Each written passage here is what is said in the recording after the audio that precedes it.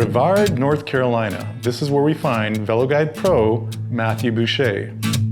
Brevard is home to some world-class cycling. Matt will take me on a ride climbing the Blue Ridge Parkway, which is surrounded by the beautiful Pisgah Forest. But before we do that, coffee is a must.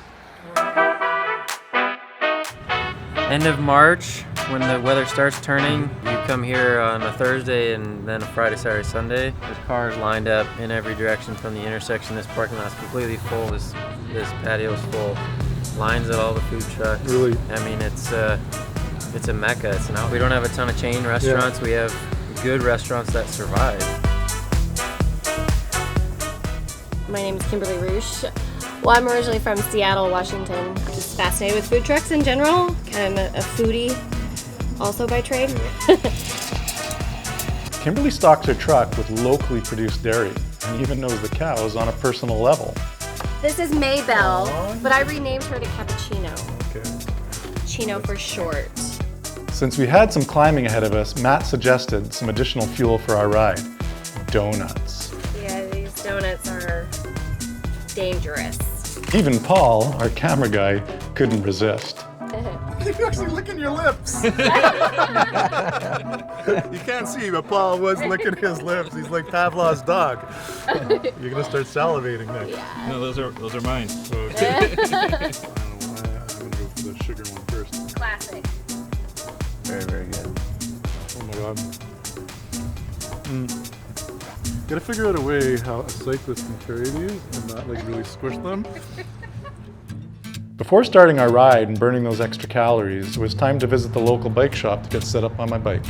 Sycamore Cycles is the go-to bike shop in Brevard. Meet local legend Wes Dixon, who's been running Sycamore Cycles for over 19 years. How did you get into this world of cycling?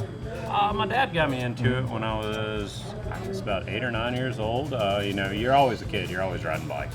But he decided to take me mountain biking because it was a new sport. I guess it was in the 90s I got into road cycling to help my mountain biking because he was a naturally competitive person. So we would go to events and races.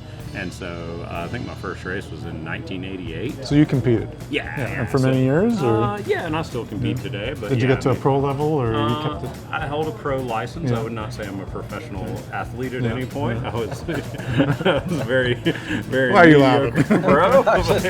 Yeah. And one of the trends that we're starting to see in bike shops is the addition of the cafe. And is that making a difference? Yeah, it brings people in and gets us open up earlier. And I mean, people are coming in and just enjoying, being in here. And it's a little bit more of a culture piece. Now you don't have to go out now. Like you don't have to leave your shop. Yeah, coffee and everything. Come here for breakfast now.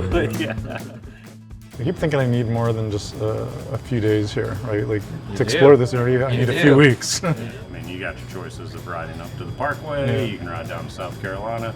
You can ride the Valley Loops. I mean, there's tons of riding that's available within this little area. And everybody talks about the mountain biking, which is unbelievable.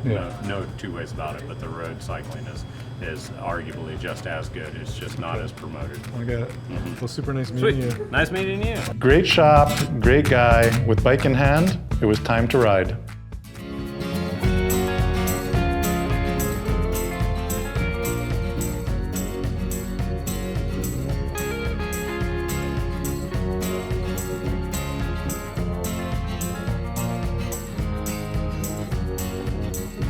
It's nice to ride with a local velo guide like Matt. The smaller rock face is John Rock.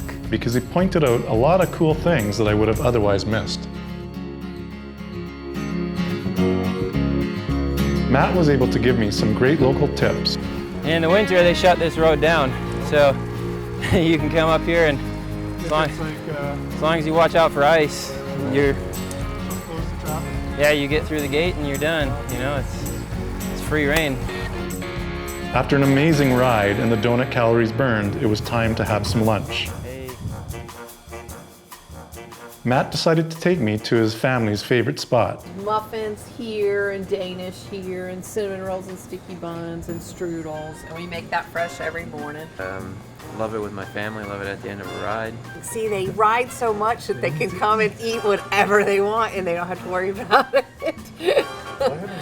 We moved here 13 years ago from Charlotte. We wanted to live in a place where we could go out and enjoy the wilderness, but we also needed a place where we could actually make money. So that was like a tough call. The cookies were definitely making me hungry, but something else on the menu caught my eye. Brunswick stew is really very southern recipe. It is smoked pork that my husband smokes himself and chicken, and it's got potatoes and corn and tomatoes in it. I like to think of it as like a barbecue soup. Apparently in the old days they used to make it with rabbit and squirrel. But like I would come back here in a heartbeat, especially after a morning ride if it was cold like this. Coffee, donuts, and even more coffee, Brunswick stew, and some incredible cycling. The next time you're thinking about a cycling destination, consider Brevard, North Carolina. And don't forget to book Matthew Busche as your local VeloGuide and experience true Southern hospitality.